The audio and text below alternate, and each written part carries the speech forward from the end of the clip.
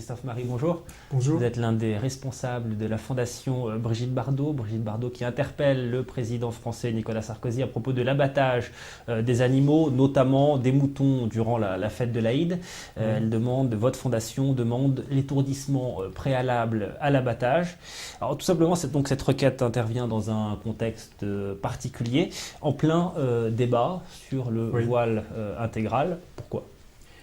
Écoutez, je dirais que le débat sur le voile intégral intervient au moment où nous, on parle de ce sujet, mais on le traite depuis des années.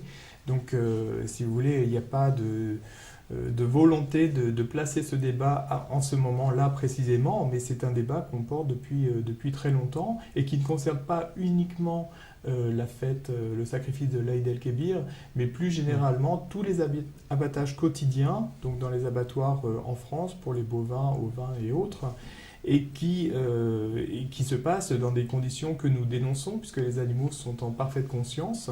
Bon, moi, j'ai eu l'occasion d'aller dans certains sites d'abattage, et l'agonie de ces animaux est très, très impressionnante, et une réelle souffrance pour l'animal, et plus particulièrement pour les bovins, parce que là, pour le coup, ça peut être 5-6 minutes d'agonie, c'est extrêmement long.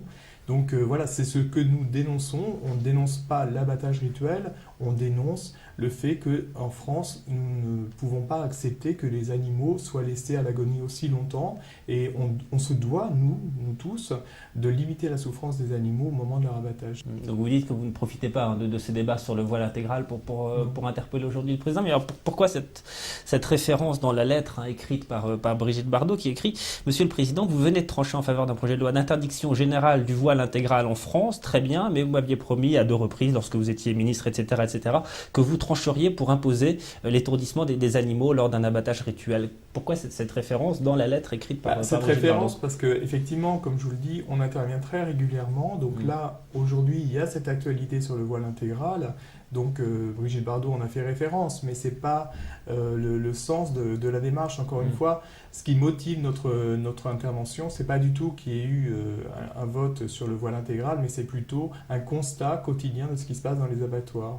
C'est tout. Vous ne croyez pas que cela puisse être perçu comme une nouvelle attaque à l'encontre de la religion musulmane ? Mais ce n'est pas une attaque, c'est une évolution. C'est-à-dire profiter d'un contexte particulier pour faire cette requête, vous comprenez ? Oui, je comprends tout à fait. D'ailleurs, c'est toujours ce qu'on nous répond. Il y a toujours autre chose, un autre sujet d'actualité qui fait que l'abattage rituel, on verra ça une autre fois.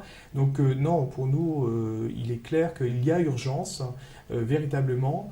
Bon, après, que ça puisse venir effectivement à un moment où il y a déjà d'autres débats, très bien, mais ce qu'il faut voir également, c'est que nous, dans ce débat-là, on n'a pas le culte musulman contre nous, enfin en tout cas une partie peut-être, mais nos plus forts opposants finalement, ce sont les milieux des abattoirs qui profitent terriblement, enfin véritablement de ce marché et qui veulent impérativement généraliser, banaliser l'abattage sans étourdissement préalable pour pouvoir aller sur tous les marchés dits halal ou kasher en l'occurrence, mais aussi faire une distribution générale de ces produits issus d'un type d'abattage sans étourdissement préalable. Donc finalement, on arrive à s'entendre avec les autorités musulmanes. Il y a des chartes prévues par la mosquée d'Évry par exemple, mais d'autres également, qui prévoient le recours à l'étourdissement, mais les plus forts opposants, ce sont les personnes des abattoirs. Au moment où une communauté se sent stigmatisée, le débat sur l'identité nationale, le voile intégral, aujourd'hui les moutons, ça fait pas un peu beaucoup dans la stigmatisation? Peut-être, c'est pour ça qu'il faut vite passer à autre chose. Encore une fois, ça fait tellement longtemps qu'on le dénonce, et encore une fois, on ne le dénonce pas par rapport à une population, par rapport à un état de fait, enfin par rapport à une situation qu'on rencontre dans les abattoirs. Encore une fois, vous allez voir ce qui se passe, et je peux vous dire, vous pensez pas forcément... c'est pas un combat contre... l'islam, pas du tout, c'est un combat pour les animaux et contre la souffrance animale. Quand vous dites arrêtons par exemple de nous voiler la face. Oui, bon, ça c'est effectivement c'est un effet de style de Brigitte Bardot, mais bon voilà, ça va pas plus loin.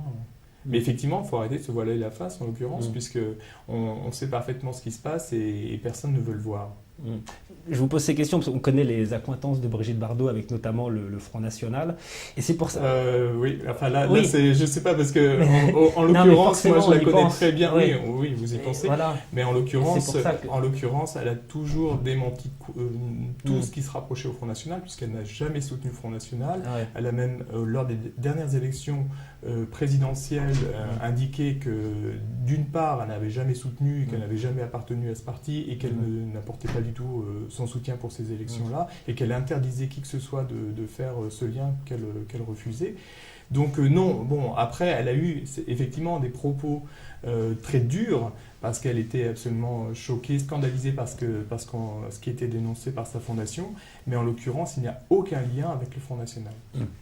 Vous dites que les Français sont pris en otage par ces égorgements, ce sont les mots Oui, de dans le Brigitte sens Bardot. où l'abattage rituel est distribué maintenant, enfin les viandes issues de l'abattage rituel sont distribuées très largement sans aucune indication pour le consommateur. Bon, il y a un rapport du Copercy qui indique que 80% des ovins, par exemple, en France seraient égorgés sans étourdissement préalable.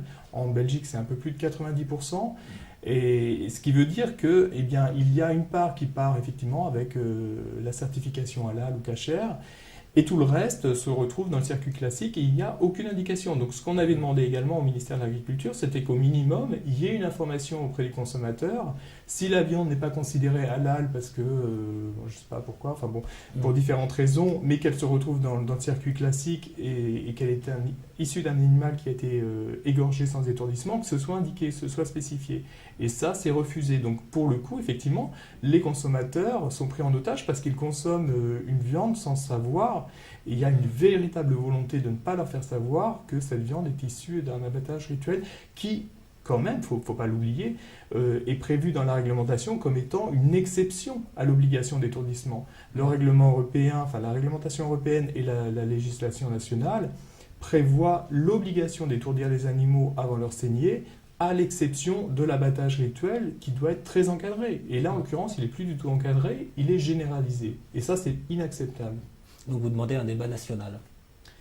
Oui, un débat national, enfin surtout que les autorités reprennent un petit peu en main aussi encadrent cet abattage, que l'exception qui est prévue, eh bien, dans un premier temps, qu'on ne déborde pas de cette exception, et plus loin, enfin on espère très, très, très prochainement, qu'on remette en cause l'exception en ce qui concerne l'étourdissement des animaux.